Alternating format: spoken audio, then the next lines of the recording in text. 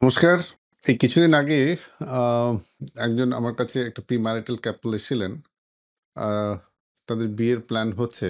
কিন্তু ছেলেটি আনফরচুনেটলি একটা সিকিডিতে ভুগছে। ওর ক্রিয়েটিনিন 2.1। তো ওর মনে একটা প্রশ্ন খুব ঘুরছে যে, "স্যার আমার তো ক্রিয়েটিনিন 2.1 আ ঠিক আছে। কিন্তু আমার বিয়ে করার পর যদি আমার সন্তান হয়, তারও কি কিডনির অসুখ হবে? তার মানে এই যে সিকেডি আমরা যেটা নিয়ে এত কথা বলি, সেটা কি ফ্যামিলিতে রান করে?" প্রশ্নটা ঠিক তাই। মানে বেসিক্যালি আ দেখুন সিকেডি না, তার তো সিকেডি একটা বিরাট বড় স্পেকট্রাম। সিকেডির ভেতরে বহু ধরনের অসুখকে একসাথে গুলিয়ে আমরা সিকেডি বলি। ডায়াবেটিস, তার থেকে ডায়াবেটিক নেফ্রোপ্যাথি সিকেডি, হাইপারটেনশন থেকে যখন কিডনির সমস্যা হয় সেটাও CKD. Glomerular disease, primary glomerular disease থেকে কিডনির প্রবলেম হলে সিকেডি। তো সিকেডি একটা স্পেকট্রাম। তার মধ্যে এট লিস্ট ৯০-৯৫% যে কিডনির অসুখ তারা কিন্তু নন হেরিডিটিক্যাল, মানে সেগুলো ফ্যামিলিয়াল ট্রান্সপোর্ট হয় না। সুতরাং in by and large majority of the CKD is a non familial disorders, মানে তার সঙ্গে সাধারণত কোনো ডাইরেক্ট জেনেটিক লিঙ্কেজ নেই যে সেটা একজনের থাকলে তার পরের জেনারেশনে হবে। However few CKD, few pattern of the CKD, কিছু কিছু অসুখ আছে, মানে ক্রনিক কিডনি ডিজিজের কিছু কিছু ধরন আছে যেগুলো কিন্তু মনোজেনিক ডিসঅর্ডার্স, যেগুলো স্ট্রং ফ্যামিলি হিস্ট্রি রয়েছে। যেমন ধরা যাক এডিপিকেডি, autosomal dominant polycystic kidney disease. এটা একদম ফ্যামিলিতে রান করে, মানে যাদের অটোজোমাল ডমিনেন্ট পলিসিস্টিক কিডনি আছে তাদের সন্তানের একটা সিংহভাগের সেই জিনটা ট্রান্সমিটেড হয় বলেই তাদের এই অসুখটা আসে। Similarly there are few types of diabetic nephropathy which runs in family. আবার সব ধরনের ডায়াবেটিক নেফ্রোপ্যাথি ফ্যামিলিতে থাকে না। মানে ডায়াবেটিক নেফ্রোপ্যাথির একটা সার্টেন প্যাটার্ন আছে যেটা ফ্যামিলিতে রান করে।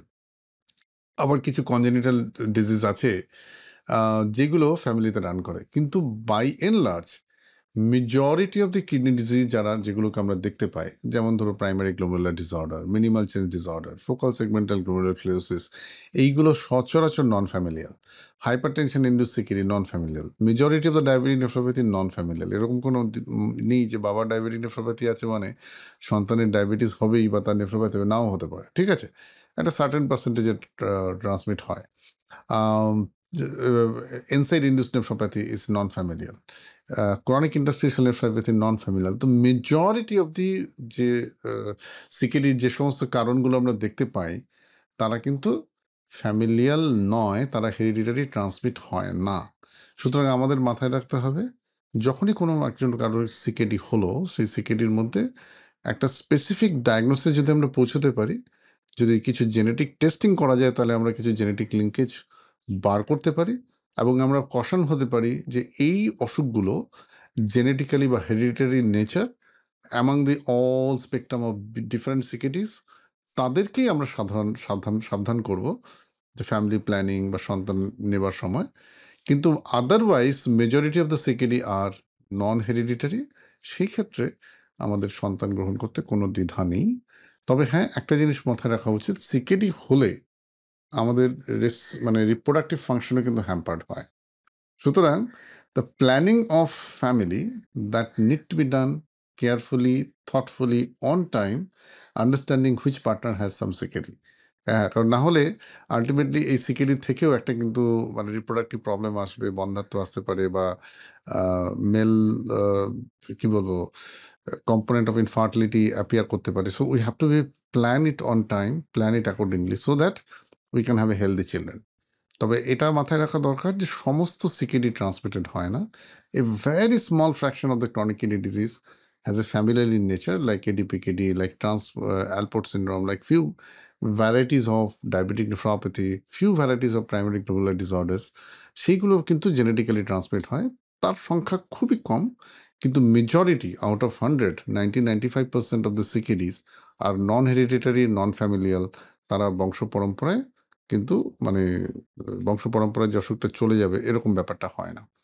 সো যদি সিকেডি ধরা পড়ে, যদি আপনাদের ফ্যামিলি প্ল্যানিংয়ের সিদ্ধান্ত কথা ভাবতে হয়, consult a nephrologist to understand the disease in which you are suffering, এটা হেরিডিটারি না নন হেরিডিটারি ইন নেচার।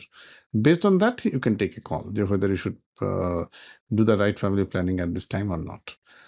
ভালো থাকুন, সুস্থ থাকুন। কিডনি স্বাস্থ্য সংক্রান্ত যদি আর কোনো প্রশ্ন মনে এসে থাকে, আমাদের এই ভিডিওর নিচে যে লিঙ্ক রয়েছে সেখানে আপনার প্রশ্নটা আপনি করুন। Will love to answer your queries. And don't forget to join doctor Pratim's academy, যেখানে কিডনি স্বাস্থ্য নিয়ে নানান বিষয় আমরা আলোচনা করে থাকি, which will be ready recognized and tremendously helpful for all kidney disease patient. নমস্কার।